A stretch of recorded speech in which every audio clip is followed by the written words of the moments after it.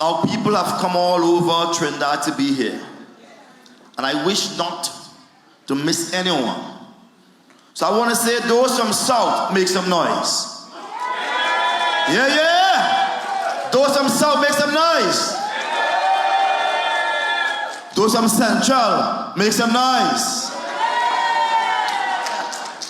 All right. Those from North, make some noise. Those from the East, make some noise. Those from the West, make some noise. And Tobago, make some noise. Yeah, yeah. Woo. I said to Trinidad, welcome to the Spartan family. In this family, we don't stand on pomp and pride and ceremony. We are just ordinary people.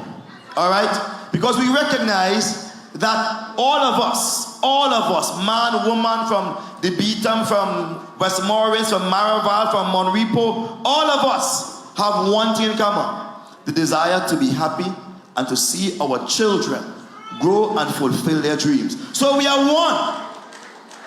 But we have been played with, toyed with, messed with, interfered with by successive political parties over the years.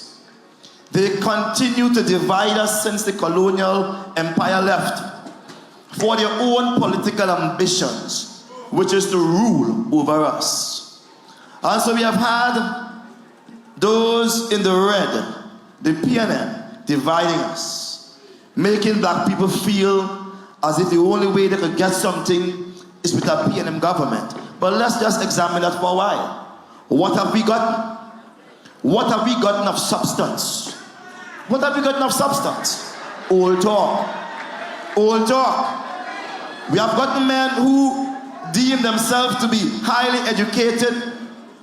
They have more degrees than a thermometer. And they strut as if they were breathing a special type of air. And when they watch you, as if they are trying to penetrate at the back of your head to see what you're thinking. They look into your soul. And to see them is like if you were seeing God on earth. That's the PNM. That's their leadership. They set themselves above the people, not with the people. They are the kind that will carry you on a motorcade and give you some bhaji and rice or some pilau and some sour juice. And they are in the back room drinking expensive liquor, biting the chicken high on the thigh and throwing away the foot. That's what they do. They have created classism among us. The PDP is not like that. All of us are one. We have no button-ups for us and a wrong necks for you. All of us have the same type of juice. And where you sit, we sit on the same level. I'm only here on this because I'm a short man. That's why I'm on this, so all can see and hear me. When we look at the UNC, what have they done? They got into power, and again, they continue to establish themselves with themselves. So they're doing a lot for themselves, and they continue to marginalize the rest of society. Folks, again, that is another form of class. Another form of class. Even when we look at my good brother, Ian R. Robinson, he didn't do enough. And I want to say that because successive parties have failed us. Successive parties have failed us. He had the opportunity to change the constitution, to fix the constitution, to set Trinidad and Tobago on the right path. He didn't do it, folks. He didn't. When we look at Pandey didn't do it either. We look at Manning, he didn't do it either. Kamala, she didn't do it. And certainly Raul is not doing it. Why are we so divided in such a small country? Why around election time we begin to know who is Indian, who is African, who is 1%, and who is no percent? Why is it that around election time they begin to walk into Lavantil and Beatum and the depressed areas and give out money and to make people feel as if they were hungry and look, we come to feed you? The PDP is not about that. The PDP is about one man reaching every man and every man reaching another man. We understand our struggle. We are not here for old talk. one thing you will not find in the leadership of Watson Duke is a man who put himself on top there and look down there. So I do not big up or enlarge formal education. It has its place. It has its place. But what I big up and what I enlarge is the thoughts that propel a man to action. Your inner thoughts. Character. To me, character is better than education. And it's about time that we start putting character where it should be. That thing that says, I will do unto you because I want you to repeat the same unto me. In other words, do unto others as you will have them do unto you. We need to start governing by that principle. Because when we passed through the Beatum, it was high and dry, and the drains were filled, but they were not moving. When we passed through Lavantil, there was an old woman there. Her muscles is stretched, and she was showing us the bottles that she's filling by the standpipe. No water. That is Port of Spain in 2022. The character makes the man, not the degree, not where he matriculated from. It's time that we put that to naught and say it's the character that made the man. Show me what you have inside your belly. Show me good governance. Don't tell me about it. Show me good governance. Show me that. And so we have been hiring over the years a set of political invalids. We have been hiring over the years a set of political illiterates. And I say that about all of them. None of them is taken out of it. All of them. Political illiterates. Because they have not lived the life among us. And what they do to us is trickery to the highest degree. Fraud. 2 weeks before the election, they put a man in a suit and a big broad smile, and he's smiling looking at you and say, "That's the man, vote for him." They spend millions of dollars to buy you and to make you feel confused as who to vote. And they say the Indians don't like you. If the Africans get in there, they go do for you. And the 1% stay far from them. It's about time we put that to an end. In Tobago, they put that to rest. In Tobago, they put that to rest.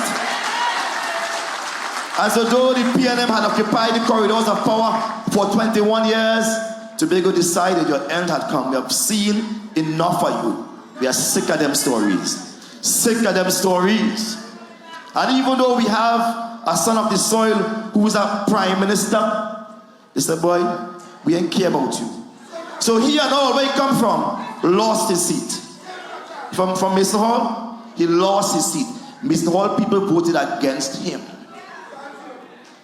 Because they're sick of them stories. Don't tell me you have a doctorate. Don't tell me you're bright. Don't tell me you're prime minister. He felt you could have told Tobagonians what to do.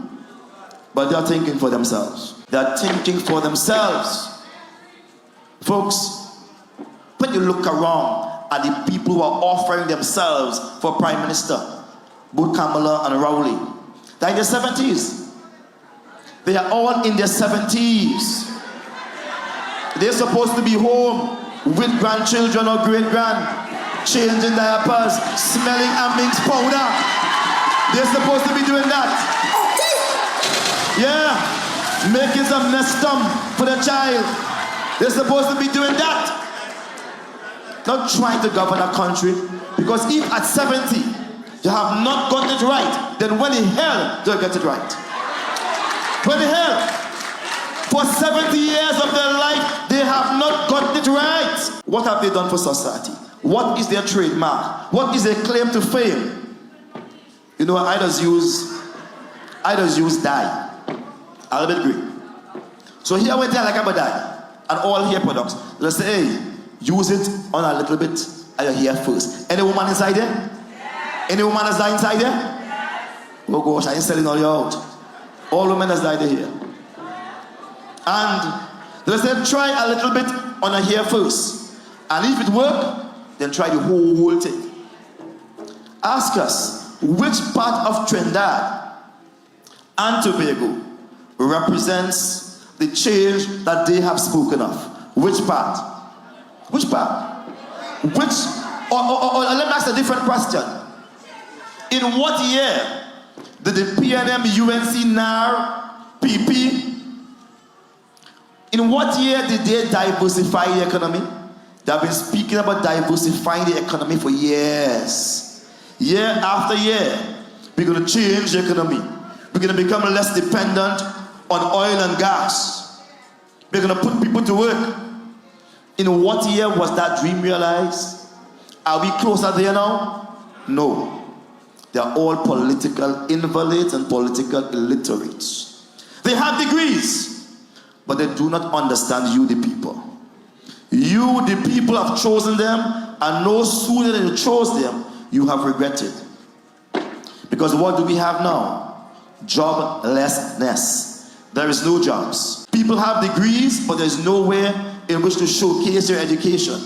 And if you last 1 year to 2 years without working, then your degree becomes naught because you can't remember anything you studied. It becomes a waste of time. But more than that, it damages you psychologically because you feel like a misfit. When you go out to work, it's like a now trying to remember what you do. They don't put people to work. They educate you and they put you down. They put you down. They tell you things hard. Tighten your belt. This is the people we have put to lead over us. They're not 70 years old. They have kept doing the wrong thing for so many years. And you're going to think about putting them back? It's about time for change. The time for change is now. I know. All politicians say that. I know that when they promise you change. The UNC, the NAR, the PNM, the PP, the PNM again, they all promise you change. But that was exchange. What is needed now is for us to change itself. We need to change the thing they call change. And I'm saying to you, the PDP represents that change. We do not have members.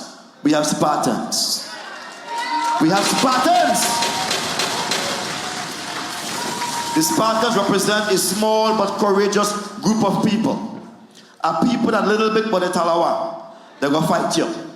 You understand? So when you look at us in 2017 elections, THA, they laughed. They say, where they're going? This is our pickup side. Because everybody was young. Everybody was young.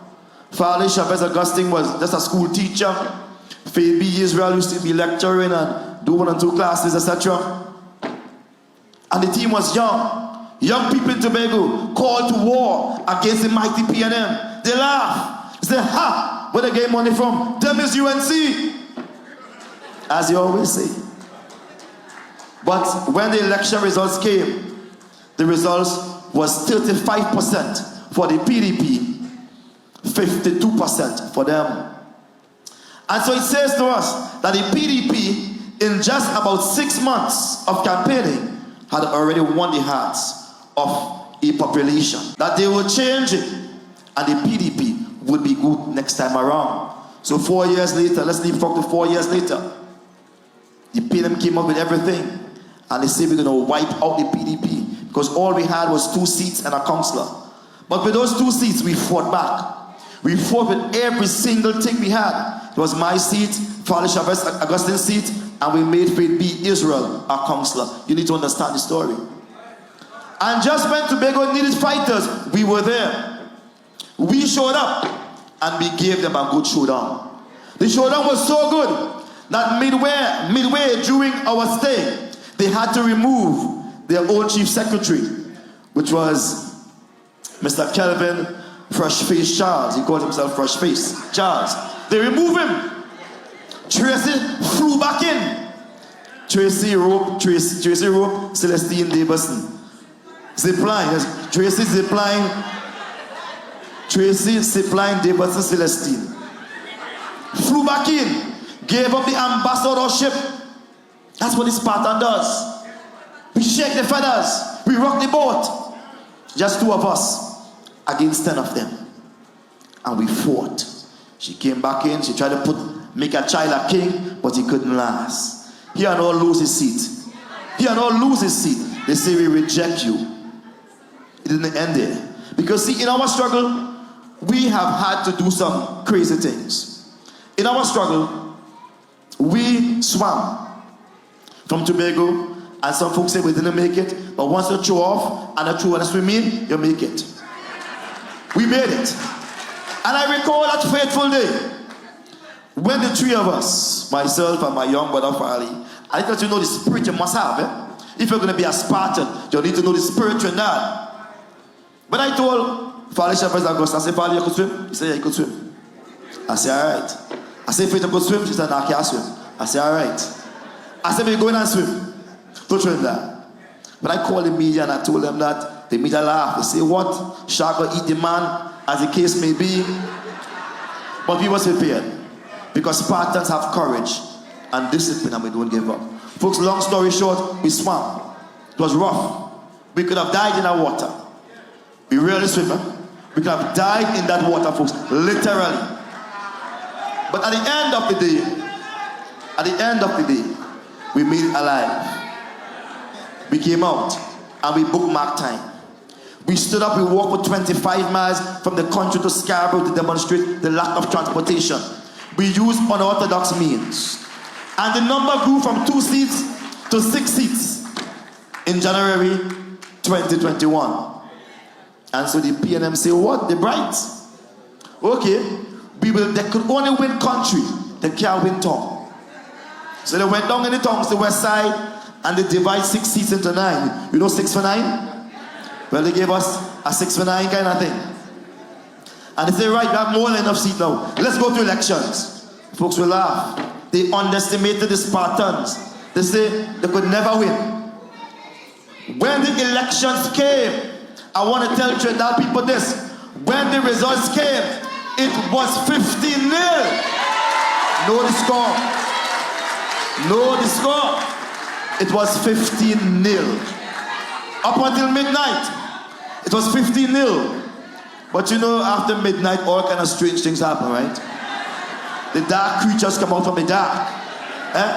Yeah, the crooks come out after midnight. Yeah.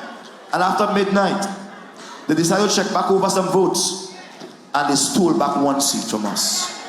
They stole back a seat and created 14-1. But Tobago today is happy. We are better off because we have broken the stranglehold of the PNM. We have set the citizens free. We have come to Trinidad. We have come to Trinidad to tell you this. That we too, though we are small, intend to fight every single election.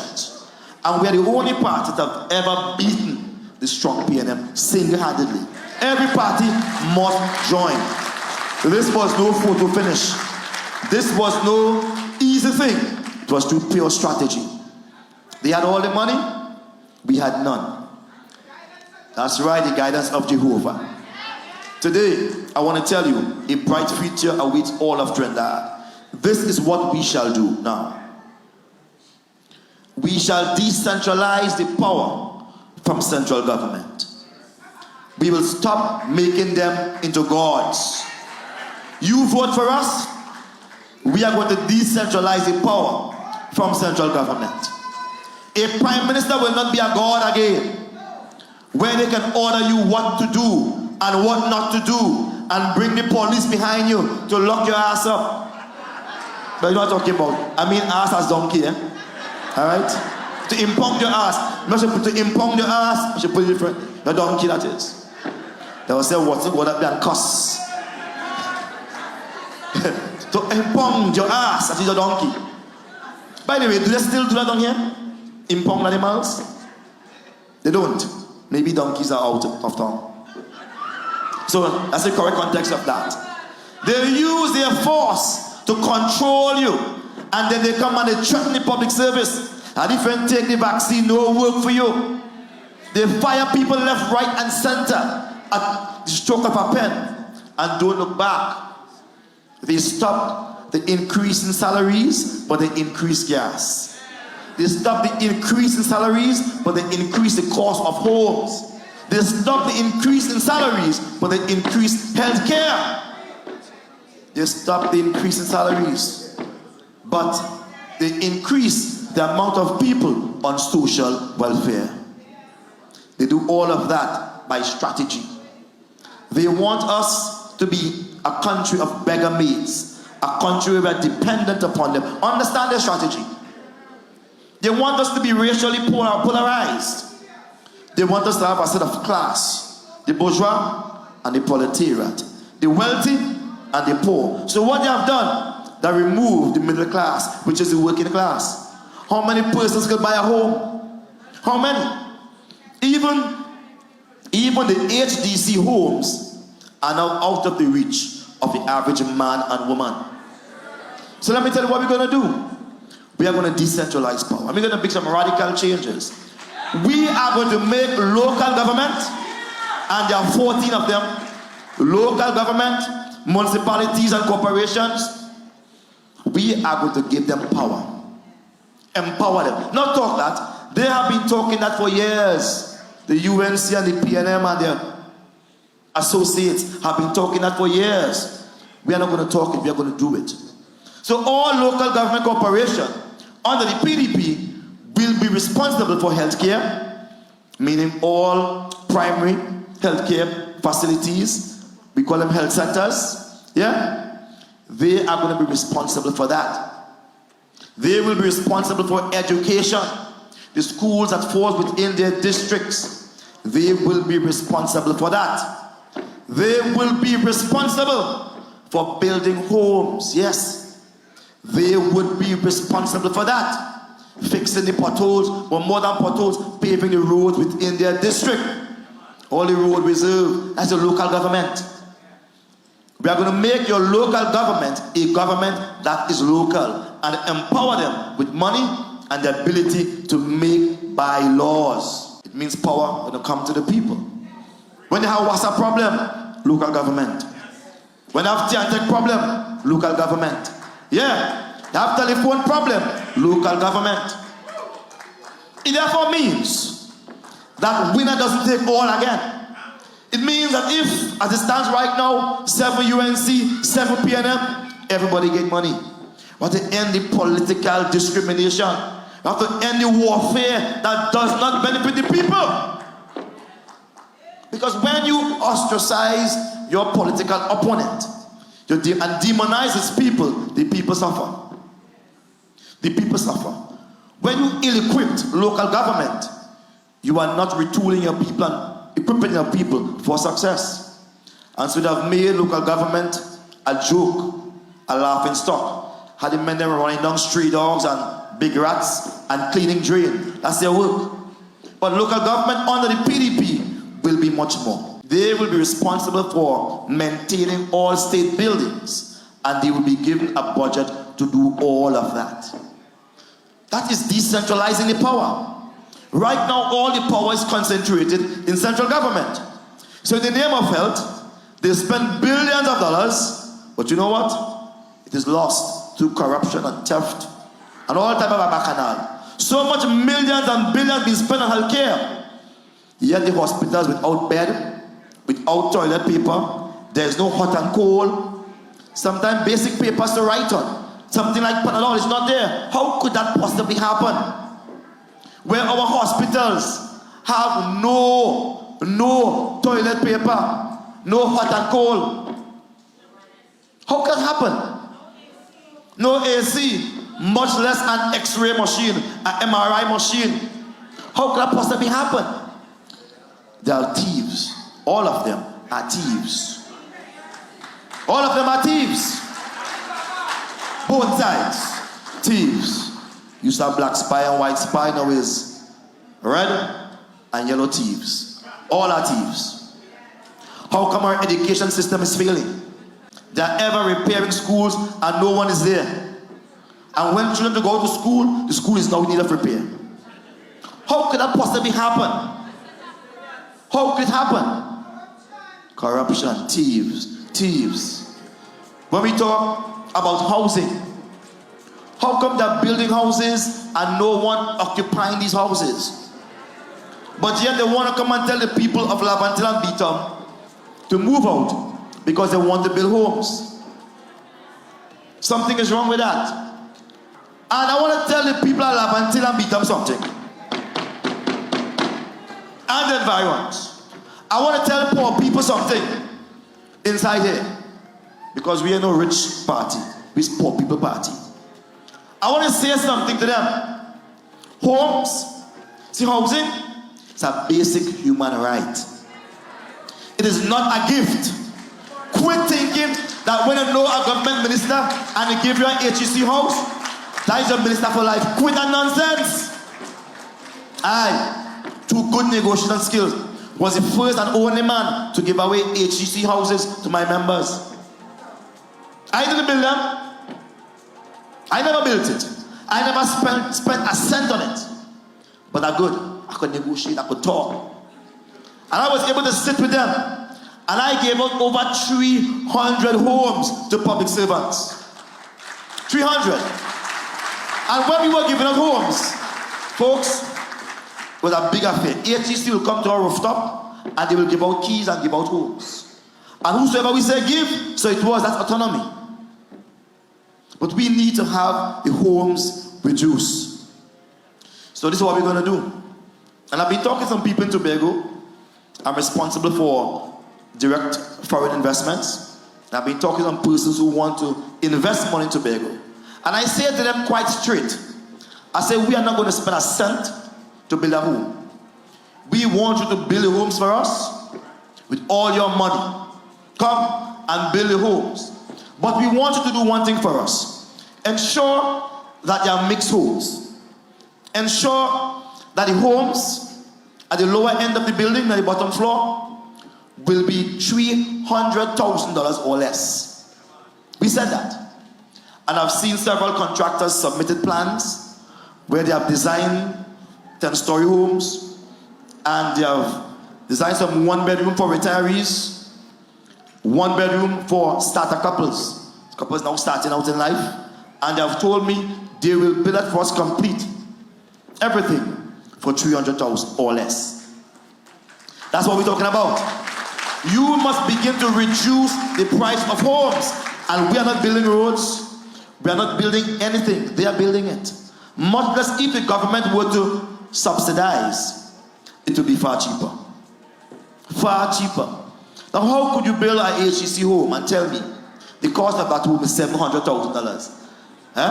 And people must actually match their money to make it. That's what they have couples doing now. Matching their money. So people getting married, you work in Wassa, you work in Tiantek, you work in, alright, they'll match your money. Long time people get married out of matrimony. Now they get married to match their money. Just to make the rent. Just to make the bills paid. And they ask where the love is gone. We are changing that. We are changing that. As our PDP government is going to ensure that the persons who are working CPEP, reforestation, yes, development, URP, those at the lower ends of our society are able to earn and own a home. They are the ones who are responsible for the life of our society. And it brings me to our next point. You know why there's crime in our society? Not because there's Beetham and Laventille and them places. No. They have destroyed the character of these people. And so I've met young people in Beetham and Laventille as I walk about who qualified 14 and 15 subjects. But you know what? They can't get no work because PNM and UNC mash up their reputation. If you tell somebody you from those areas, they're not hiring you. They're not hiring you. So what are we going to do? We're going to fix that. Yeah. It's time for change. We're going to fix that.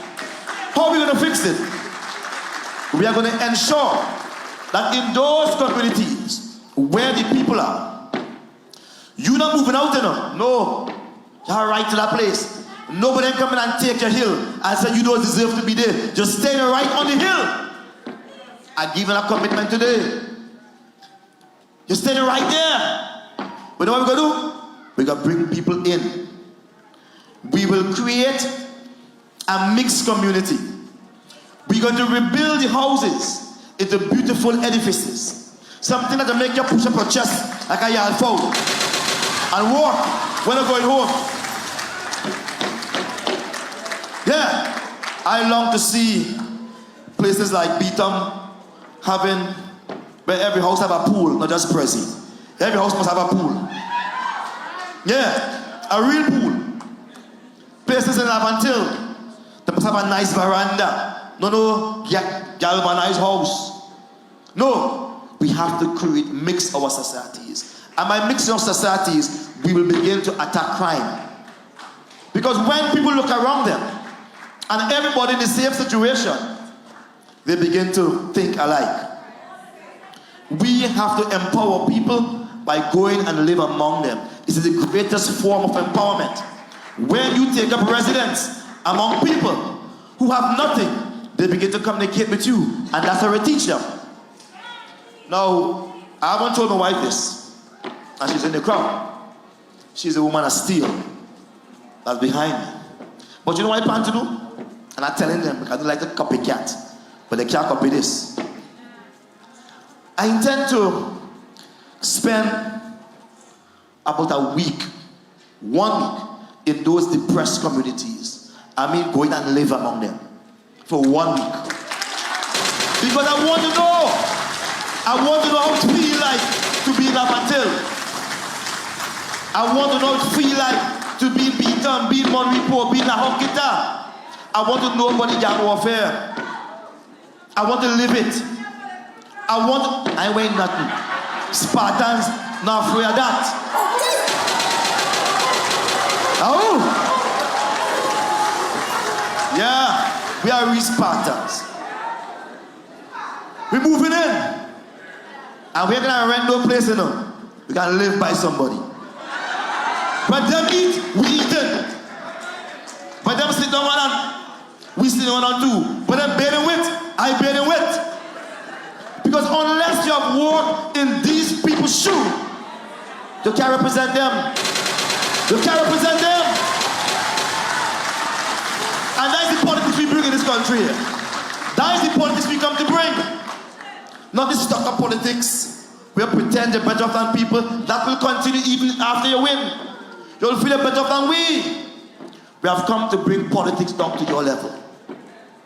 The level who they believe can't think, have no answers, so you're never consulted with, only bullied into their positions. We have come to change that. So, babes. All right. She's not here. That's permission right there. Permission granted. So I tend to move in. Because only when I move in and I live among them people, and you hear gunshot back at night, bam, bam, bam, row, row, row. When they gunshot back at night, you say, oh, people can't sleep in peace. They can't sleep. Only when they go by the standpipe and they put it on the bed and you know water, then they go know how high it is. Folks, then they notice to be ostracized by the rest of society. But while I'm there, I'm certain I will help to uplift the community. Because I'm going there not to sit and watch, but to do something. We're going to repair some old houses in the meantime. Because I love that kind of job. We're going to build some steps for some old people in the meantime. Because I like that kind of stuff. Yeah. We are going to convert some latrine to top toilets in the meantime while I am there in that week. We're not going to just sit down. This is where politics get real, folks. Not driving about in PM1 and you tell yourself you're better than anybody else. No. You have to go down on the ground. If you want to stop crime, you have to start changing the conversation in the homes. You have to start changing the way people see themselves. Yeah, if you want to stop crime, you have to attack it from the school level. And when I say school, every single school should have attached to it a psychiatrist, a psychologist, a sociologist, a doctor, and a nurse. Every single school. And it's in that curriculum that needs changing. How could you do maths and English every day, but when you come into the only thing that allows you to socialize, physical education, once a week? People need more physical education. There was a time when people used to come home and play football and cricket in the streets. Them time the community was good. It was one. Yeah? We need to allow our children to interact more with each other. And so therefore, within the school curriculum, there must be more time for that type of interaction. We must eradicate the learning that says I come first, and I come second, and I come third. Get rid of that. That's backward thing. That only lower your child's self-esteem. And so I used to teach maths some long time ago. I have other things inside of me. And one of the things I was teaching maths, is how to solve a problem with groups. So we'll divide them up into groups. And I will say to them, when we come back with solving this problem, and I will select the person who I think is the weakest member from the group to solve the problem. So what I say, unless the weakest child in your class, the slowest child in your class, to get it right, nobody engage right. Nobody engage right. So you have to make time to ensure that child can make it. And you put the pressure on the group to ensure they teach that child. When I was going to school and I was in grade 4, I like to dress up and play the fool on myself for the guys, of course. But when school over, I used to do, call them guys together. And say, let's do some maths now. And so teach them maths. Teach them different subjects after school. One day the principal saw me and said, look, Duke, I want you to help me. And that's a story by itself. But let me tell you this, we cannot make it unless all of us make it. This country is too small for polarization. It's too small for division. And the PDP is about blurring those lines and making them evaporate. We have to get rid of them. And so we don't want to talk about no Indian Africans. When we go to the grocery, we don't care about that.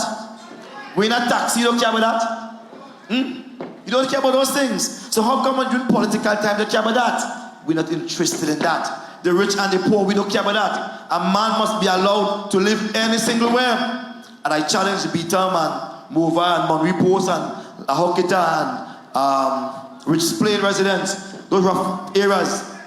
I challenge them that we will create beauty in your area. It is the role of the government to make all of society appreciate, go up. And we need to move into those areas. And first of all, give the people hope. Let them know that you could make it as I can make it. And I intend to go to all of those areas and live. But as I close, I would not have been in Trinidad had it not been for Tobago. And I wouldn't have been in Tobago had it not been for Trinidad. I am really living in both countries, Trinidad and Tobago. And I cannot separate myself from Trinidad as I cannot separate myself from Tobago. My wife is from Trinidad. And my passport says Trinidad and Tobago. Good. But more than that, I've lived in both countries.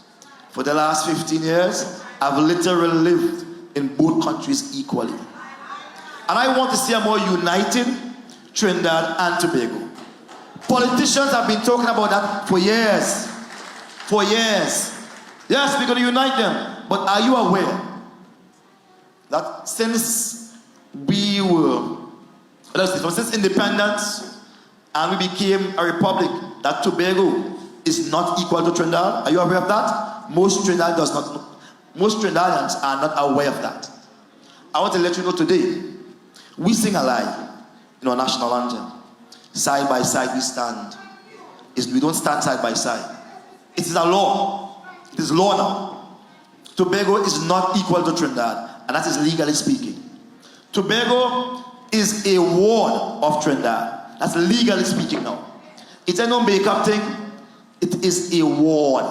That is a very unhealthy position to be in. You know what a ward is? A ward is someone who is totally dependent on the next person for survival. You with me? It's like a paraplegic, like someone who's an orphan, someone who is in a bad state.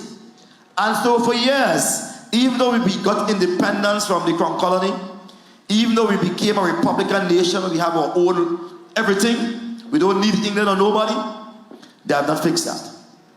We continue to be a ward. And so when you look at Tobago, you say they are dependent. Yes, because the PNM has kept us that way. Why the PNM? They have had all the opportunities to change it. In 1962, when they wrote the first constitution, the independent constitution, they could have fixed that. They didn't. They knew what they were doing. That was the PNM time. When they wrote the Republican Constitution in 1976, it was also PNM time. They didn't fix it. We continue to be a ward. And so in Tobago, we are totally dependent on them. We can't borrow a loan on our own. All right? We can't do anything on our own. We have to ask permission, please. They give us an act called the THA Act that tells us we are responsible. And yes, we are responsible. But they use the big Trinidad Act and say you are not responsible. It took us as Spartans to fight our way into there to make the thing straight. And we begin to fix that. Because that's the things we have to fix. And we are fixing that. But more than that, we cannot have a free Trinidad and an enslaved Tobago. So this coming to Trinidad is as important to me because it frees the proletariat, the working class, the underclass, that kind of class people. It frees them up. And it frees up Tobago people also too. Those who make it already make it. They don't want nothing. There are people in this country who have money for soul. Alright? They don't want a loan. But you, every time I refinance, they say, look, we can't give our next one. And they're vexed. You're vexed, you can't borrow and commit yourself further. We need to bring those things to an end. And so we are fixing Tobago by fixing the THA. We believe that the Chief Secretary in Tobago should be equal in status to the Prime Minister in Trinidad. Nothing less. And so what we are talking about, folks, is to reset this whole constitution in 1976 that messed us up. It weakened the local government and it weakened the House of Assembly and it empowered the central government. When we vote for central government, what we are voting for is someone who's extremely powerful, a king, a monarch, who based on the Westminster system that they have invented, not the one that England has, their word is law. And they don't need to listen to nobody. We need to change that. Tonight, as Spartans, I ask all of you to commit. Because going forward from today, one thing is going to happen. We are going to get on the ground. And we are going to engage in breaking that up. There are many depressed communities that we are going to enter into. And we are going to begin something in Trinidad that we started in Tobago called Loaves of Love. This is our time. Wheat is scarce, bread going up, gas going up, so mean that all them things going up again. We will enter into depressed communities and give out at least 1,000 bread per week. 1,000 bread per week to depressed homes. Because if you have bread, you have food. Sometimes it's difficult to put that bread on the table because you don't know where the money coming from. We are saying that we could give our bread. We can't give big money, but we could give our bread. And if, apart from us giving the bread, we also want to engage people in that neighborhood who bake to help us bake the bread. So the money stays within the community. So in not just giving our bread, we are empowering people in the community to get into business. That's good. Now the government could do it, but they make you sign a whole stack paper and tell you you're qualified yet for any social welfare. That's why local government must be responsible for social welfare. Yeah? We are also moving beyond that. And there's some people who is living here, like social welfare don't visit the room at all. The house crack up. The doorstep is leaking. The flooring board rotten. We are moving inside there. And we are saying, we are going to help you. And so we are calling upon the rich part of Trinidad, those who have money like signs that they see, those persons who have real money and don't know what to do with it. Give the PDP something. Those who have given already, keep giving. Because we are on the path to build a better Trinidad and Tobago. And we are going to do that child by child. No child will be left behind. No child will be left behind. Family by family, no family would be blacklisted. And village by village, no family will be deemed as behind God's back. No village will be deemed as behind God's back. We have to do that if we're going to create a new Trinidad and Tobago. Colleagues, as I close, I ask you to do one thing. Join with us. Join with us as we inform the political directorate. Your time has come to an end. Join with us. Join with us as we begin what will be known as protest politics. We must protest against bad situations. And so gas prices going up. They want to kill us with that. And they want us to sit down and do nothing. I intend to write this week here to the Commissioner of Police for permission to stage a march. A march against gas prices. And I know the trade unions have spoken about it, etc. Yes? And I will write to them. But we are not dependent on any man or any organization. We, the people of this country, must take back our rights that have become brutish and oppressive. And let me get your permission. Should I write? Yes.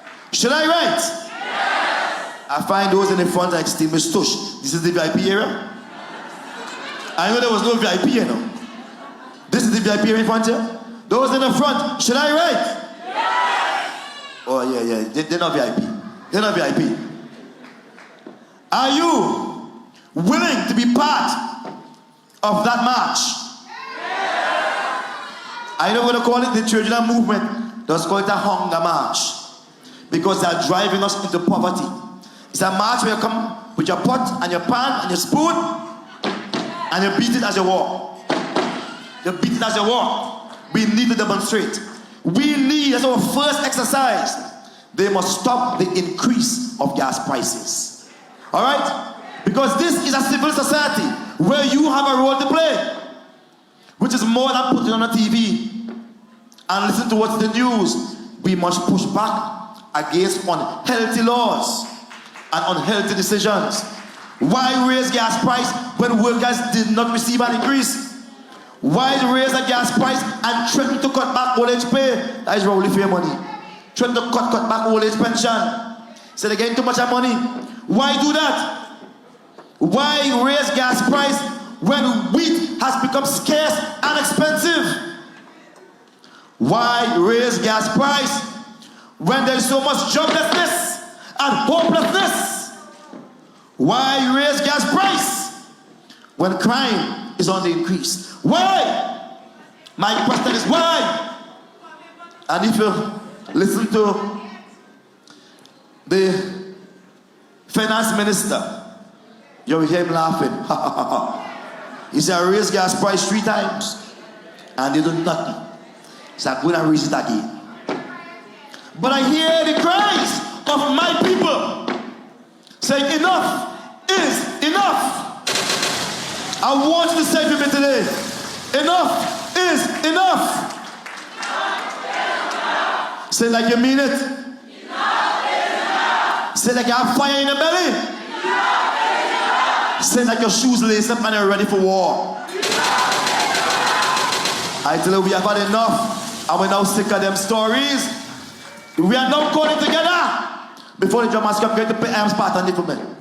We are now calling together the Spartan army as we demonstrate to Trinidad. Give me the bit by time. We already know. I'm calling upon the Spartan army to get ready to make a change. Because we ain't waiting for no change to come. We taking it. All you hear me, folks? Because there is an unborn generation that is coming that will be born into poverty and slavery. Yes, there is an unborn generation and we must defend them. We must get ready to lay down our lives and say enough is enough. If you can't govern, we only call the elections. If you're confused, let me give you a new mandate. Because I am Spartan. I am Spartan. You are Spartan. And we're ready for war this evening. Are you ready? Are you ready for